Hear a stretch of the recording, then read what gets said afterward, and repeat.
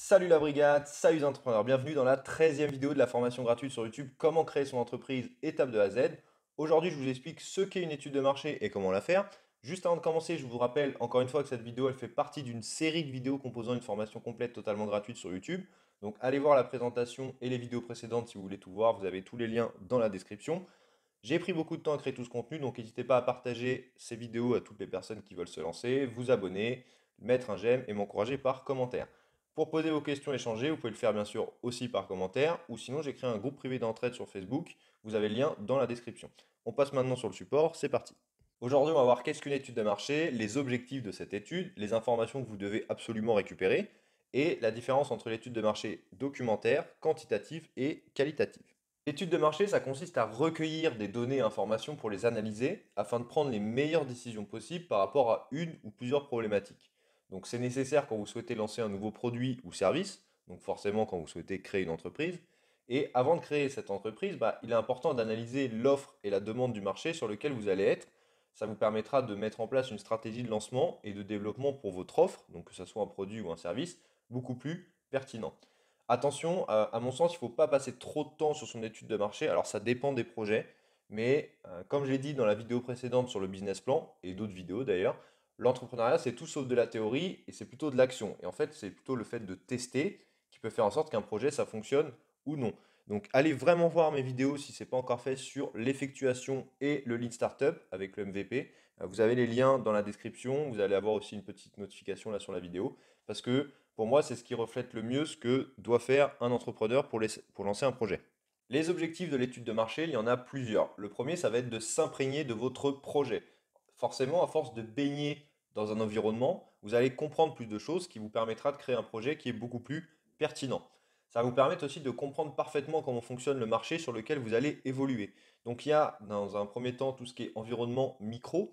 Donc c'est comprendre quelles sont les personnes, quels sont les acteurs proches de vous, comme les distributeurs, les partenaires, les fournisseurs, les concurrents et les clients, évidemment. Et après, on a tout ce qui est environnement macro. Donc ça, c'est les choses qui peuvent influencer votre projet, sur lesquelles vous n'avez pas, vous, la possibilité d'agir. Alors en général, on utilise un outil marketing qui existe depuis très longtemps, qui est le PESTEL. Ok, donc vous pourrez regarder ça, donc c'est PESTEL.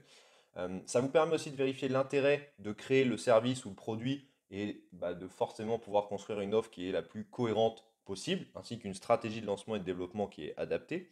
Ça permet de vérifier qu'il n'y a pas d'éléments bloquants pour vous lancer. Alors ça peut être une réglementation, ça peut être une interdiction, on en reparlera un petit peu après. Confrontez vos idées aux différents acteurs du marché, alors que ce soit les clients évidemment, mais aussi les partenaires, les distributeurs, parce qu'ils peuvent aussi vous aider à développer votre projet. Ça va vous faire connaître, et donc ça va vous permettre de commencer à vendre, si vous pouvez, comprendre quelles sont les forces et les faiblesses de votre projet, et en dernier lieu, mettre les différentes données et informations dans votre business plan. Alors si vous faites un business plan, hein, et ça vous permettra aussi également de faire la partie chiffrée de ce business plan.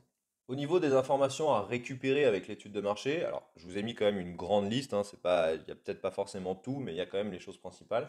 Au niveau de votre marché, déjà, il va falloir regarder l'évolution de votre secteur d'activité. Donc, est-ce qu'il est en croissance, est-ce que c'est plutôt en crise, en stagnation, et quelles sont les tendances et les perspectives donc d'évolution.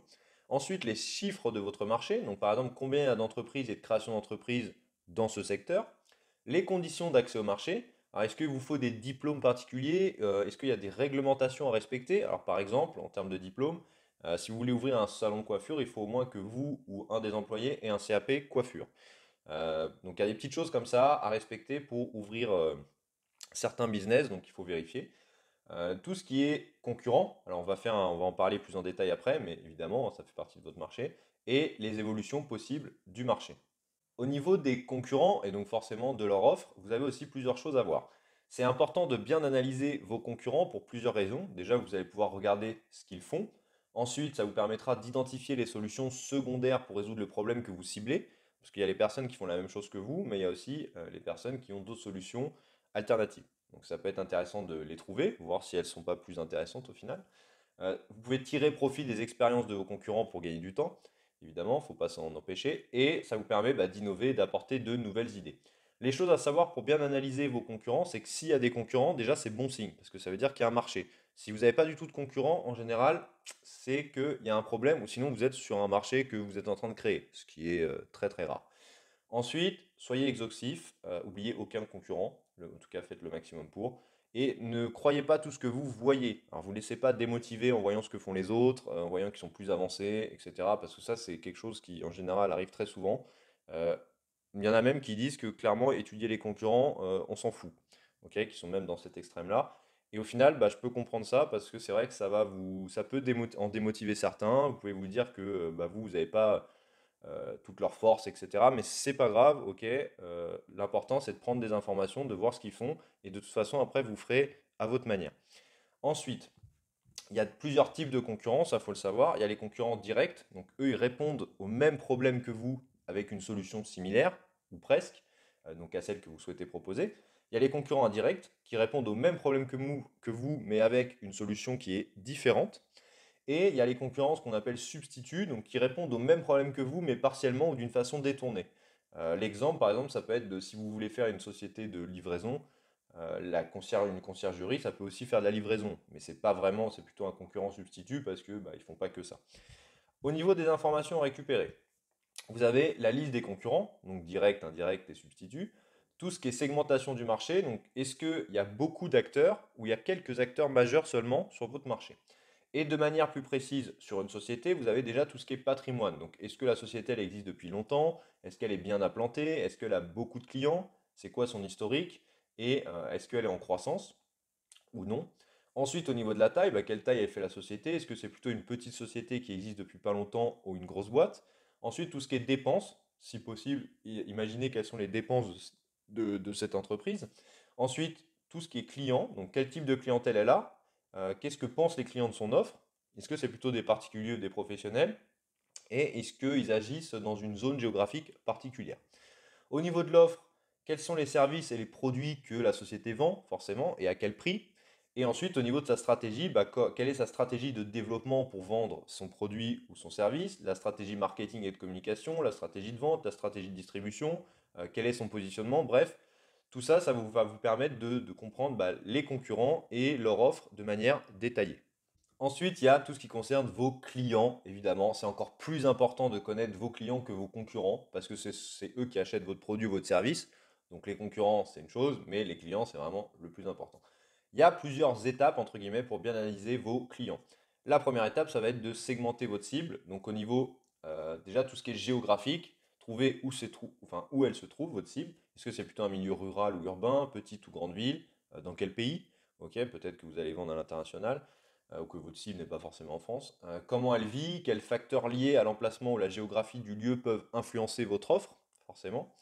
Euh, Ensuite, tout ce qui est démographique, donc quel âge a votre cible, est-ce que c'est un homme ou une femme, quels sont ses revenus, quel est le niveau d'études, et après tout ce qui est psychographique, donc quelles sont les opinions de votre cible, quels sont ses modes de consommation, quel mode de vie, les habitudes d'usage, qu'est-ce que votre cible aime ou n'aime pas, donc ça c'est très important de comprendre ça. Ensuite, le profil de vos clients, donc est-ce que c'est des clients ou et des prescripteurs ou et des utilisateurs. Je vous avais déjà donné la différence entre un client et un utilisateur. Ok, par exemple, les clients pour les bébés qui achètent les couches culottes, bah, les clients c'est les parents, sauf que les utilisateurs c'est les bébés. Donc ça, il ne faut pas confondre les deux. Ensuite, on a tout ce qui est motivation. Troisième étape, motivation, mobile, frein et critères d'achat de votre cible. Donc, quels sont les facteurs qui influencent la décision d'achat? Et donc, il y a plusieurs mobiles d'achat possibles. Il y a par exemple tout ce qui est sécurité, donc besoin d'être rassuré par quelque chose. Tout ce qui est orgueil, c'est un peu être à la mode ou montrer une certaine image de soi. Tout ce qui est nouveauté, donc le client il a besoin de changer, d'innover. Tout ce qui est confort, donc rechercher un bien-être ou une facilité d'utilisation. Et après, tout ce qui est argent, entre guillemets, bah, il fait une bonne affaire. Ensuite, il y a plusieurs critères d'achat aussi. Donc, il y a les critères rationnels. Donc, par exemple, ça va être tout ce qui est prix, garantie, SAV. Tout ce qui est critères irrationnels, donc que là, on ne maîtrise pas. Donc, par exemple, l'affectif, comme le vendeur, il est sympa ou la boutique est jolie. Voilà, ça peut aider à l'achat, mais c'est irrationnel. Et il faut savoir un truc, c'est que plus le client, il a le choix, plus il va baser son achat sur des critères qui sont rationnels en général. Par exemple, quand vous achetez une machine à laver, vous allez acheter une machine à laver par rapport à vraiment des critères rationnels, donc un prix, des fonctionnalités, la garantie derrière, etc. Donc en général, vous achetez pas forcément dans une boutique en particulier. Ensuite, quatrième étape, comment votre cible, elle, achète. Est-ce qu'elle achète plutôt en magasin, en ligne? Quelles sont les principales étapes de son achat? La cinquième étape, c'est quel prix votre cible elle est prête à payer. Donc, votre cible, elle a toujours un prix, ce qu'on appelle psychologique, donc un prix qu'elle accepte de payer dans sa tête. Si votre prix il est trop bas, on peut penser que c'est de la mauvaise qualité, et si c'est trop haut, ça peut être un frein à l'achat. Donc il faut analyser et trouver le prix acceptable pour vos clients. Ben, c'est en faisant cette recherche-là que vous allez le trouver. Et ça dépend, et ce prix-là, évidemment, dépend aussi du contexte et de la situation, et de votre positionnement aussi en tant que marque. Si vous êtes dans du luxe, forcément, le prix acceptable est beaucoup plus haut que, on va dire, dans le non-luxe. Et comme je vous disais, ça dépend du contexte et de la situation. Si vous vendez de l'eau dans le désert, vous pouvez vous permettre de vendre une bouteille à 10 euros, alors que vendre ça dans un supermarché, c'est pas possible. Donc voilà, faut bien comprendre ça aussi. Et vous devez aussi connaître le panier moyen, les marges possibles. Donc en étudiant un peu tout ce qui se fait chez les concurrents, bah, ça vous permettra d'avoir une idée de tout ça. Et pour finir, bah, la taille de votre cible. Ok, donc, parce qu'après, ça vous permet de vous dire, bah, ok, enfin, de faire un calcul très simple et très résumé, hein, qui est, bah, ok, quelle est la taille de ma cible fois le prix psychologique qu'il est prêt à mettre. Ça peut vous donner une idée de CA possible. Après, évidemment, il y a plein d'autres choses de CA pour avoir le bénéfice, pour voir si c'est rentable. Il y a plein d'autres choses à faire, mais en tout cas, ce petit calcul peut déjà donner une idée de, ok, je peux à peu près gagner ça en tant que, en tant que chiffre d'affaires. Au niveau des étapes de l'étude de marché, pour faire très résumé, vous avez une première étape, vous allez faire la réalisation de votre étude de marché. Donc trouver les informations qu'on a vues juste auparavant, donc avec l'étude de marché documentaire, la réalisation d'un questionnaire et d'interviews. Donc là, ça va vous permettre de définir votre marché et son environnement, d'analyser la demande et d'analyser l'offre sur ce marché. La deuxième étape, ça va être de faire une synthèse pour analyser les différentes informations que vous avez récupérées. En troisième étape, vous allez faire le SWOT de votre projet, donc pour identifier les forces et les faiblesses de votre projet et les opportunités et les menaces du marché sur votre projet. Je vous ai parlé en détail du SWOT dans la vidéo sur le mix marketing, donc n'hésitez pas à aller la voir. Quatrième étape, bah, vous allez ajuster votre offre. Donc est-ce que vous validez vos premières idées? Est-ce que vous allez les modifier ou est-ce que vous allez totalement abandonner cette idée? Donc ça, c'est évidemment très important. Alors vous allez forcément au moins faire évoluer votre offre, hein. Vous n'avez jamais tout bon dès le début, c'est impossible. Et ensuite, la cinquième étape, bah, ça va être éventuellement d'ajouter les informations à votre business plan si vous en avez un, encore une fois, parce que bah, l'idée c'est de remettre tout ça dans votre business plan, ce qui vous permettra ensuite bah, d'aller chercher des financements si vous en avez besoin pour votre projet. L'étude de marché documentaire, c'est en général la première chose que vous devez faire. Donc ça consiste à chercher des informations sur les éléments vus auparavant à l'aide de sources et types de documents différents. Donc sur Internet, bibliothèque, et les types de documents, ça peut être des articles, des rapports, des études, des statistiques, des fiches, bref, tout ce que vous allez trouver. Faire cette étude, ça vous donnera normalement une très bonne vision des tendances de votre marché, sauf si votre marché n'existe pas, hein, évidemment. Donc dans ce cas-là, ce sera beaucoup plus dur de trouver des informations. Et ça vous permettra de faire par la suite une étude de marché quantitative et qualitative afin d'obtenir des informations qui soient plus précises. Et ça vous permettra au final de faire des choix plus logiques pour construire votre offre. Selon votre projet, vous devrez déterminer les sources qui peuvent être intéressantes. Et ça, il n'y a pas de secret, bah, il faut que vous cherchiez ou que vous demandiez aux personnes qui sont déjà dans le secteur, par exemple. Comme ça, ils pourront vous dire où aller les chercher.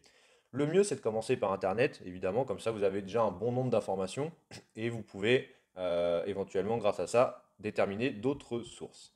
Vous avez deux méthodes pour faire cette étude de marché documentaire. Soit vous déterminez les informations que vous souhaitez absolument trouver avant de faire l'étude, soit vous cherchez des informations et vous découvrez, entre guillemets, au fur et à mesure. Donc vous laissez un petit peu porter, on va dire ça comme ça. Moi, je suis plutôt pour cette deuxième méthode parce que c'est difficile, à mon sens, de déterminer ce que vous cherchez exactement au départ, surtout si vous lancez dans un projet, dans un domaine que vous ne connaissez pas très bien. Ok, donc vous pourriez avoir deux, trois idées, mais je pense que le mieux, c'est quand même de se dire, ok, voilà à peu près ce que je veux trouver très rapidement, sans être trop précis, et puis après, bah, chercher, et en fait, en cherchant, vous allez avoir d'autres questions qui vont arriver. En termes d'exemple de source, alors là, je vous en ai mis plein, mais vous aurez un lien dans la description, qui est un lien de la BPI France, ok, où ils vous font une liste de plein de sites, d'endroits où vous pouvez trouver des informations. Donc, je vous le mettrai dans la description de cette vidéo.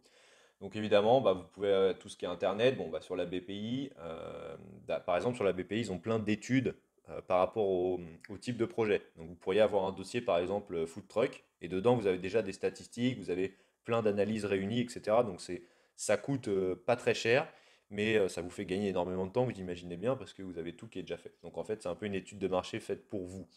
En tout cas, si vous avez la chance de trouver un dossier sur votre projet, bah, ça peut être cool. Tout ce qui est institut de sondage, l'INSEE, DataGouv, les études des instituts spécialisés comme Zerfi, Cratest, les fédérations professionnelles et syndicats de tous les secteurs aussi. En général, ils ont des chiffres intéressants.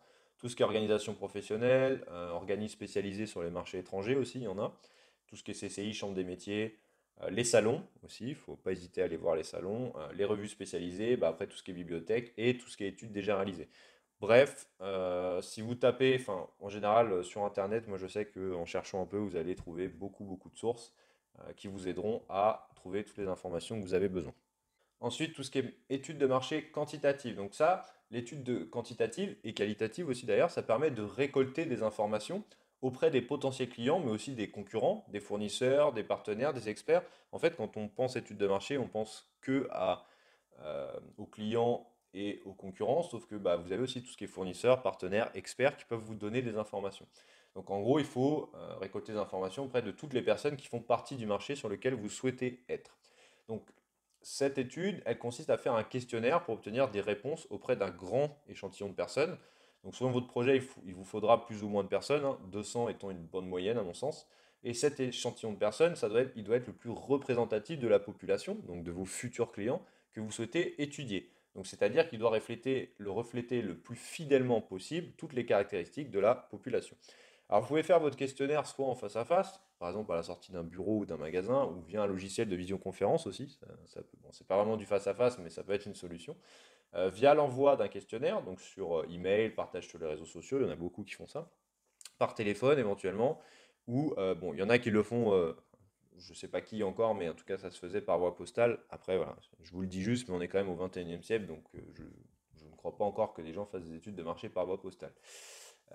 Parce que là, ça serait quand même très vieillot. Quand vous faites votre questionnaire, c'est important que vous utilisiez la méthode pyramidale. Donc, vous allez toujours des questions plus générales vers les questions plus précises. Et vous pouvez faire plusieurs types de questions sur le questionnaire. Vous avez déjà tout ce qui est questions fermées. Donc, ça veut dire que vous avez deux choix possibles. Il y a les questions avec plusieurs choix possibles, donc à choisir dans une liste qu'on vous donne. Les questions ouvertes, donc là ça veut dire que les réponses sont libres, les personnes peuvent s'exprimer librement. Les questions par note, donc vous attribuez une note pour chaque réponse proposée, et les questions à échelle d'attitude, donc c'est une réponse à la question en précisant une échelle de valeur. Donc les réponses, vous savez, il va marquer plutôt oui, oui, plutôt non, etc. De manière générale, il faut plutôt que vous fassiez des questions fermées, parce que quand vous laissez trop de possibilités aux différents répondants, eh ben, en fait, ça ne vous permet pas toujours de bien comprendre et de faire une bonne analyse des réponses. En fait, quand les questions sont trop ouvertes, bah, la personne peut dire un peu ce qu'elle veut et bah, c'est difficile de comprendre et de ressortir des informations si chacun donne une réponse différente, même si vous allez trouver des similitudes, alors que si tout le monde a les mêmes questions, déjà ça permet de faire un peu plus le tri. Je vous mets un lien dans la description d'un site là, qui est encore BPI France, enfin, c'est des bons conseils en fait pour réaliser votre questionnaire. Voilà, je ne me suis pas dit que j'allais vous mettre ça ici dans cette formation. Euh, donc allez voir ce lien, je pense qu'il vous explique bien comment faire un bon questionnaire, qu'est-ce que vous pouvez faire, etc. Après, n'hésitez pas à aller vous renseigner un peu plus, parce qu'il y a quand même une méthodologie. Mais déjà avec ce lien-là, vous aurez pas mal d'informations. Pour finir, l'étude de marché qualitative, donc ça consiste à faire un entretien pour obtenir des réponses auprès d'un échantillon réduit de personnes, contrairement à l'étude de marché quantitative. Plusieurs méthodes sont possibles. Vous pouvez faire des entretiens individuels ou en groupe, ou faire aussi de l'observation. Donc ça veut dire que vous êtes externe et que vous regardez sans que les personnes vous voient bah, ces personnes-là en train d'utiliser un produit ou un service. Les entretiens, que ce soit individuel ou en groupe, ils peuvent se faire à l'aide d'un document appelé guide d'entretien. Si vous regardez un peu sur Google, vous aurez plein d'exemples de guides d'entretien. C'est également possible de laisser les personnes s'exprimer librement. Un guide d'entretien, ça contient en fait des questions précises. Donc il y a peu de questions auxquelles on peut répondre seulement par oui ou par non. Voilà, on est vraiment dans de l'échange. Donc là, on est sur des questions un peu plus ouvertes, on va dire, et pas seulement oui ou non. C'est important d'enregistrer chacun de vos entretiens parce que vous allez les retranscrire après et ça vous permettra de les réécouter tranquillement et de comprendre des choses que vous n'aurez pas forcément réussi à comprendre lors de l'entretien. En général, bah, quand on discute, voilà, on décèle des informations, mais en réécoutant, ça nous permet de vraiment comprendre toutes les choses qui ont été dites et même les non-dits en fait. Parce que souvent, quand quelqu'un exprime une idée, derrière, ça veut peut-être dire autre chose, mais sur le moment, vous ne l'avez pas forcément décelé. Je vous mets un lien aussi de la BPI pour, enfin, d'une page qui vous donne des conseils pour bien mener vos entretiens. Comme ça pourra vous aider. Et encore une fois, bah, n'hésitez pas à les regarder pour tout ce qui est guide d'entretien. Des exemples sur Google, vous en avez beaucoup. Maintenant, c'est à vous. N'oubliez pas que le principal, c'est de tester votre produit ou votre service auprès de vos potentiels clients. Et c'est ça, je pense aussi, l'étude de marché. Restez pas que dans la théorie, que dans les chiffres, que dans l'étude de marché documentaire où vous avez plein de super statistiques. Voilà, c'est pour ça que moi, l'étude de marché, je trouve que ça a quand même des limites. Au bout d'un moment, il faut tester. Donc, allez voir mes vidéos sur l'effectuation et le Lean Startup. Je le dis encore une fois, je sais, mais je le dirai jamais assez. C'est vraiment ça la base de l'entrepreneuriat. C'est tester son produit et son service le plus rapidement possible auprès de potentiels clients pour voir ce que ça donne. Ok, c'est pas passer des mois à faire des recherches de statistiques pour au final après lancer le projet. Ça marche pas comme ça. Dans la prochaine vidéo, je vous parlerai des tableaux pour faire vos prévisions financières, donc tout ce qui est plan de financement, compte de résultats, plan de trésorerie. Si vous avez des questions, si vous voulez échanger avec moi, n'hésitez pas à laisser un commentaire et surtout abonnez-vous et cliquez sur la petite cloche pour être alerté des prochaines sorties vidéo. Rejoignez-nous également sur le groupe privé d'entraide sur Facebook pour échanger. Encore une fois, vous avez le lien dans la description. Et je vous dis à très bientôt pour une prochaine vidéo.